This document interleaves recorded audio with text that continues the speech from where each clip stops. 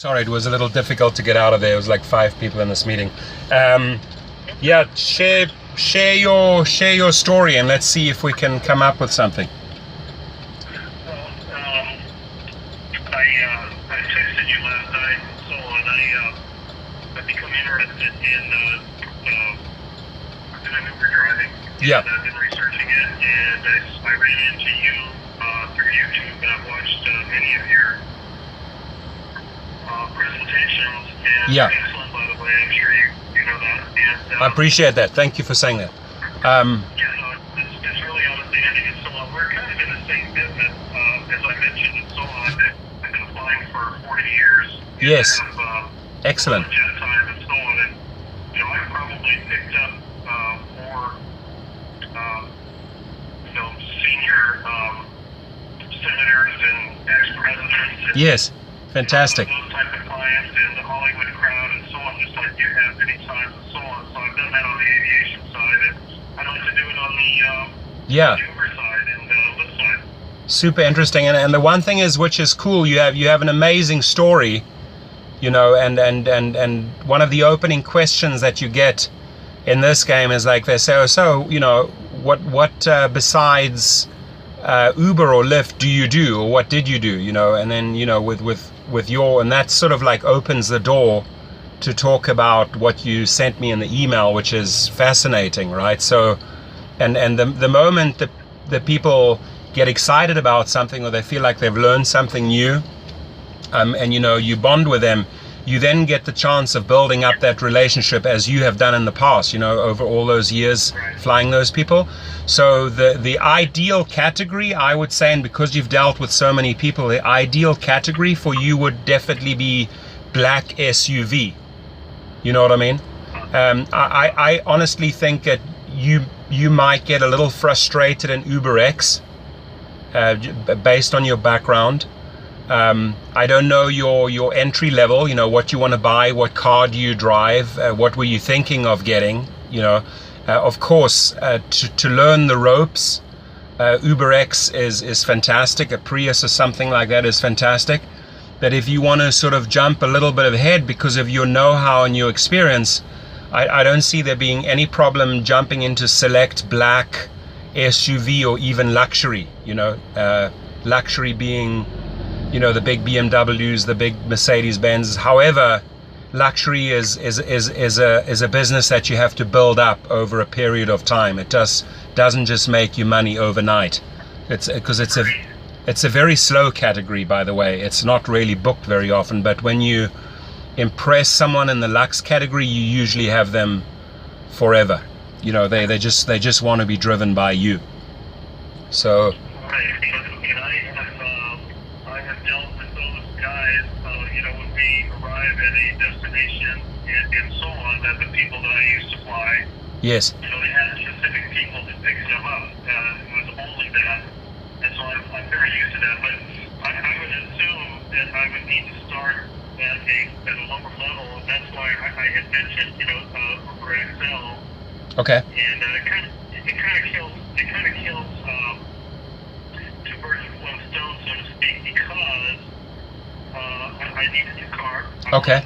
We need to add to the fleet. My son's about to start driving, so we need to add another car to the house. oh, perfect, okay, Yeah, and so I still need to commute once in a while, that kind of thing. So, and that's I mainly fly out of the San Francisco Bay Area airports and so on. So I need a reliable transport. Now, I've taken that vehicle out of service. yes, But we would make our decisions to take it out of service while I go on a trip based on what business we're able to generate and so on. If the profitability is that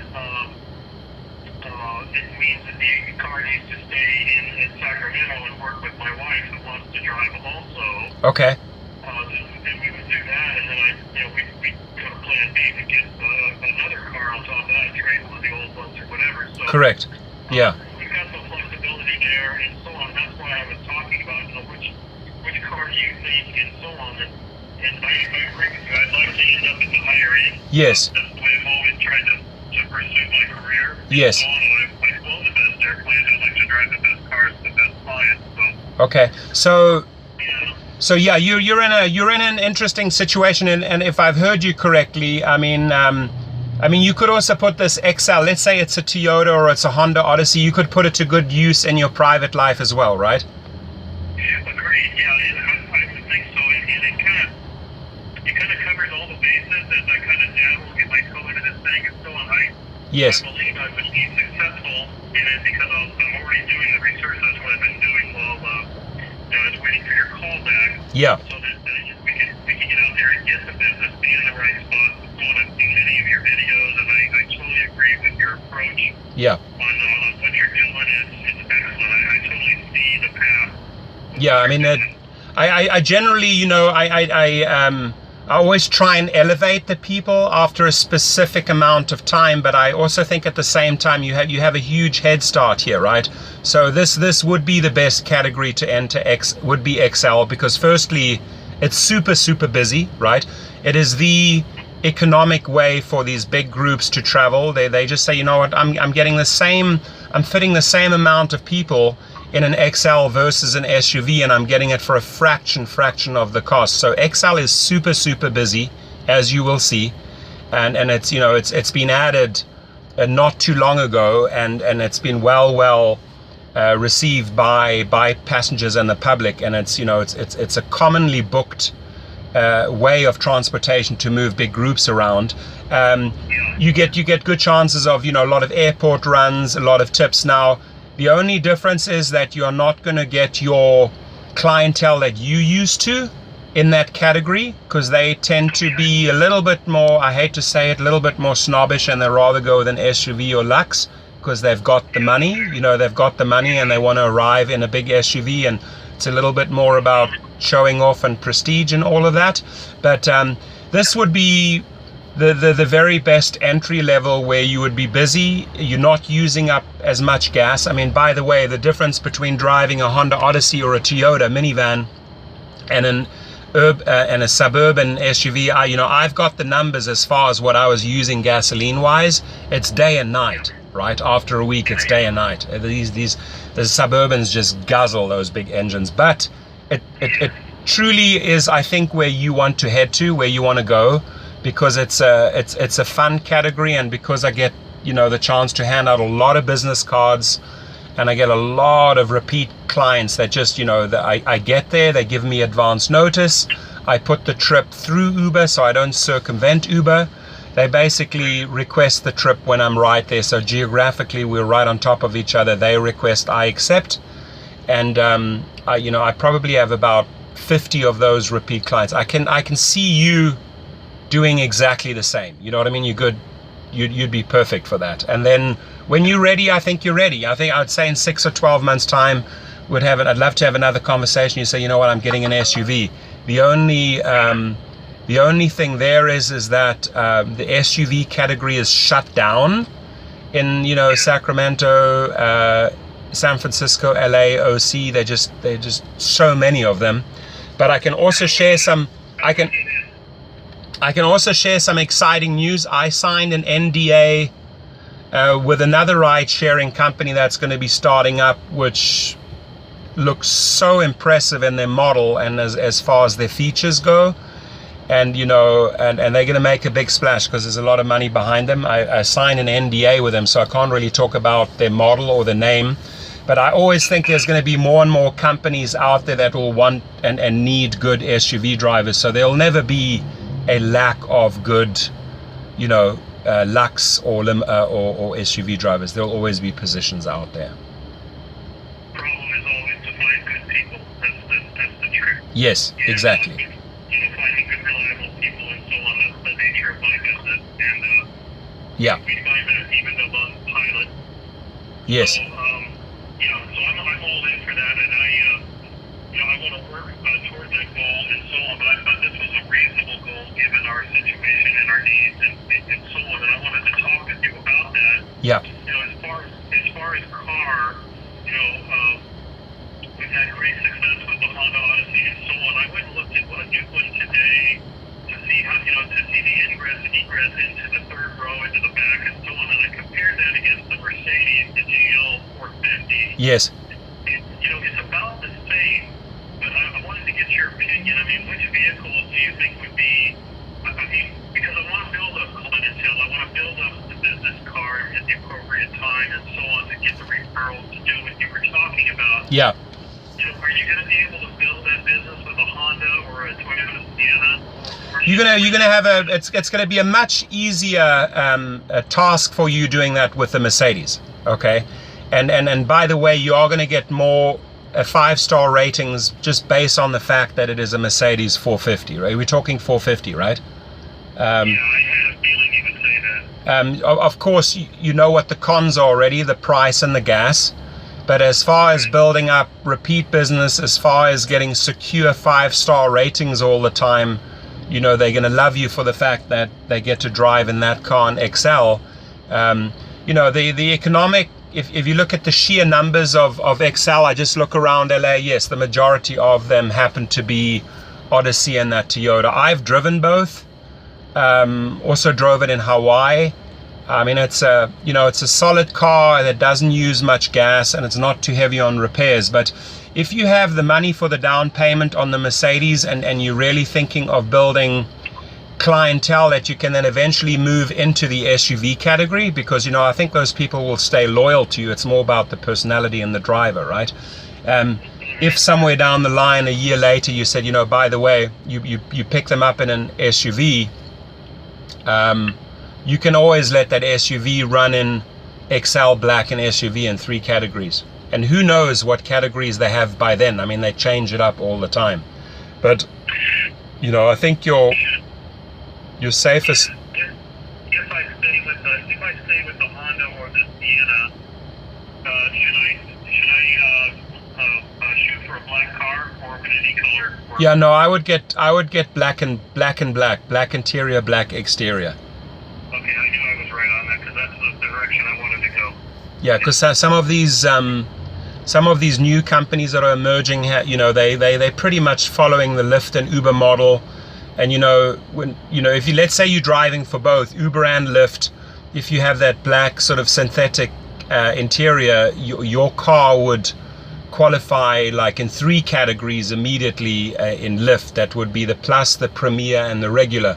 You know, I don't think that you'd want to drive the XL in Lyft Regular because those are teeny little fares. Too much driving for too little money. So I would advise not to get into that UberX equivalent, which is, you know, Lyft Regular. They do accept pretty much any car in there, so they would slot you in there, but it doesn't make sense money-wise. I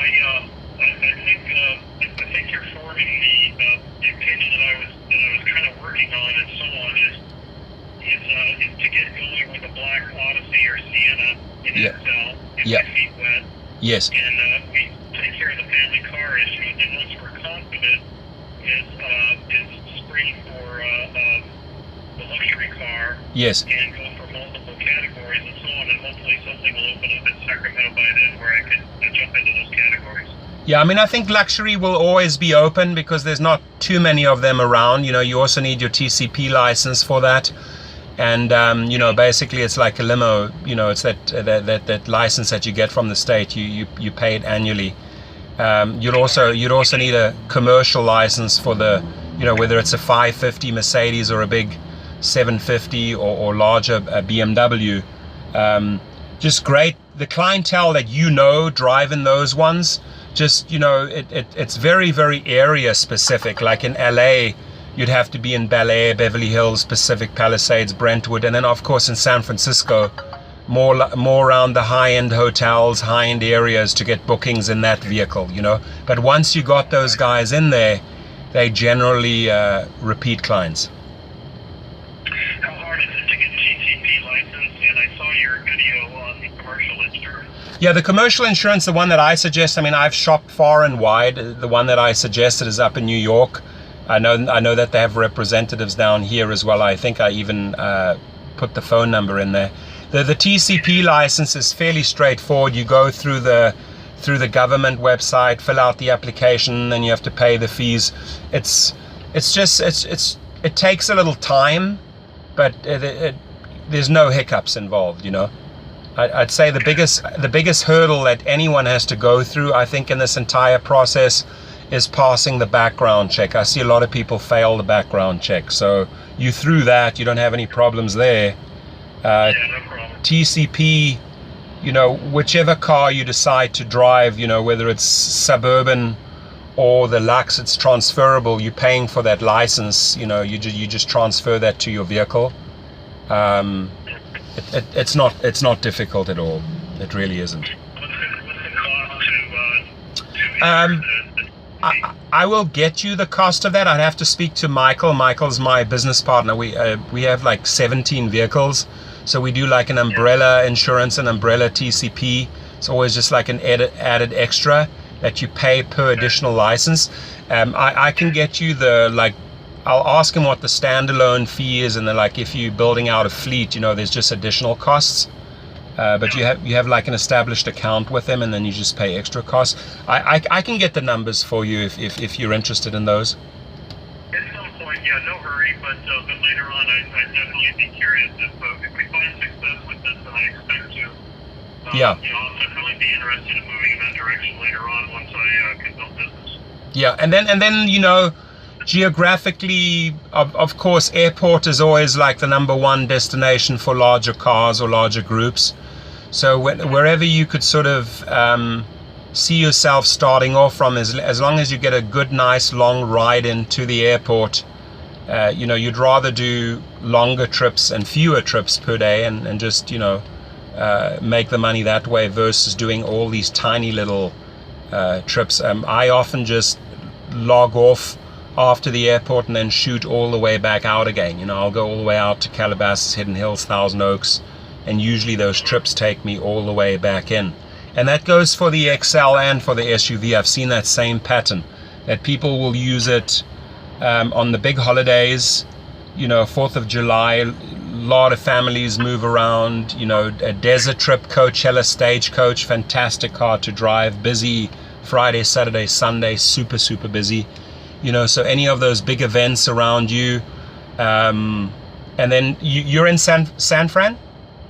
I'm in the Sacramento area. Okay, so there you would just look at all your event locations, your sports locations, and then, you know, you can also plan your Monday to Monday out, because generally those events finish at 10, 11 o'clock at night, and you hit some big surges with the XL, and it's a very, very popular car because people go in big groups to these concerts or events. So those cars are popular evening time as well, if you want to drive it. I've sort of stopped driving Friday, Saturday after 12 o'clock at night, because those few extra drinks that they have after that time just send them over the edge. I just find it like a lot of you know, unwanted chaos, that unneeded chaos that I just don't do anymore. So I sort of cut off 12 o'clock is my cutoff time. I get that. I've had to stop movie stars from slamming the bathroom window in the back of the airplane and explain to them that the door cost $100,000 to replace. Oh shit. So I'm familiar with these issues. Those are expensive editions, exactly. Cool. Yeah, and then, you know, I just truly think that that's your safest bet. You know, I don't want to make the decision for you whether it's the Mercedes or the Odyssey. If I'm in your shoes, I would get the Odyssey, just because you just keep the costs down, and it sounds like you'll get more leverage as a private car with that as well. And those people that you meet, I mean, you can always carry on over into a future category, you know. I think that's a possibility and so on, but my feeling was like yours and so on. I think they're going to get out of the Odyssey and then throw your card away. But Yeah. they get out of the Mercedes, they say, you know, this might be worth taking a picture of it. So Yeah. I'll give that some thought. What's the guy looking for a 2013 black? Okay. What's the what would the price difference be between a 2013 Mercedes and a 2013 Odyssey? Oh, it would be significant, probably 20,000. Yeah, that's a lot of money. You know, so and you know, let's say you want to get rid of the vehicle after a year, you want to trade it in or whatever. I just think that one would be the safer bet, the Odyssey. Yeah. Do you think it's better, more preferable than the Toyota? Do you have a preference? Um, Gosh, I've driven both. I hate to say it. I think I enjoyed the driving in the Toyota a little bit better. I mean, I really pushed that vehicle and tested it and enjoyed it slightly more. But I think when it comes to the optics, which play a big role, by the way, in, you know, if you have a black on black and you have black mags, there's nothing that beats that Odyssey. You know, when it's all black, everything black, black mags, black exterior, black interior, it just looks like, you know, it looks like a minivan on steroids. The safe, you know, I think I'd go that way. Okay, well, I'm looking at one tomorrow, and it's slightly used and so on, so I'll keep all that in mind. And also your feeling of the ingress and egress of the Sienna versus the Odyssey and so on, about the same? Yeah, about the same. Okay. Yeah, about the same. Okay. I mean, you'll truly see equally as many on the streets here. You know, if I look for those little Uber signs or Lyft signs, you will see, I'd carefully say you'd see more Odyssey than the Toyota, just slightly more. Okay. You know, cool. Okay. Good. And if there are any other questions, you know, just email them or just text me, and then I'll call you back when I have the chance. Okay. Okay. Yeah, you can expect to see a referral under my name, under Uber, and then my wife will be also under Lyft and Uber too in the coming days and weeks and so on. Wonderful, and I appreciate it. And then in return, we can gladly spend another 30 to 60 minutes, and I will dedicate that time to show you how you will make more money on referrals than driving. I'll show you how you become an ambassador for your area, and that just the hours, the sheer hours that I've put in, I know what works and how to do it. I can pretty much show you how to get going, and so that you become like a go-to person in Sacramento. I've done it for people in Atlanta, Charleston, Houston, and it's a formula, and it's worked for all of them. And you actually get really, really good driver referrals up north. I think Sacramento, I mean, they're paying really good referrals. San Francisco, and I know they've dropped them across the board because Uber has splashed out too much money, and the investors want them to drop the rewards, but they're still pretty significant in your area, so you can get really good referral bonuses there for both, you know, the driver and the referrer, the invitee and the referrer. Okay, I look forward to that. Cool. And thank you for your time. I appreciate it. If You're so welcome. Anything else, I will text you. Awesome. Perfect. And it's been a pleasure speaking with you. Likewise. Thank you. Amazing story. Thanks for reaching out, and then let's stay in touch, okay? Yeah, I'll keep you informed on how we're doing. Cheers. Take care. Bye-bye then. Until then. Bye. Bye-bye. So this guy has got a cool story. I mean, you know, he's flown all his life. He's flown Gulf Streams. He's flown stars, Hollywood stars, CEOs, the creme de la creme. He's flown in the skies, and now he's going and duplicating this on the road. So an amazing story to tell to anyone that gets in his car.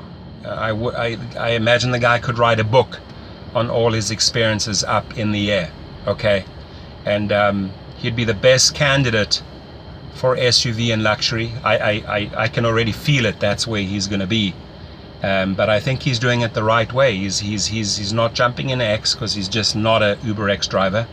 And that's not to put any Uber X driver down. He just has a certain expectation that he brings along with him. Okay, and so XL would be a great entry ticket for this gentleman and for his wife.